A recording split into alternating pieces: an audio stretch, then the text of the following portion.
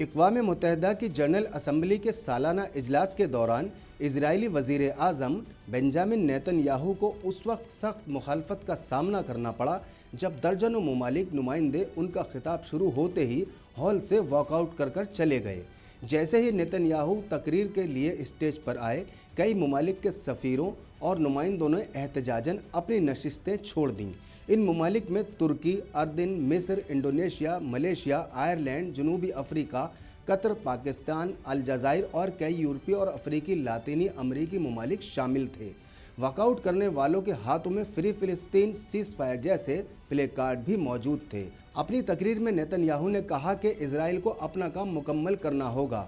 ہم غزہ میں حماس کے خلاف جنگ کو ختم کیے بغیر نہیں رکیں گے۔ نیتن یاہو نے اپنی تقریر میں یہ بھی کہا کہ اقوام متحدہ کے اجلاس میں نیتن یاہو کے خلاف اجتماعی بائیکاٹ ایک سفارتی شکست تصور کیا جا رہا ہے۔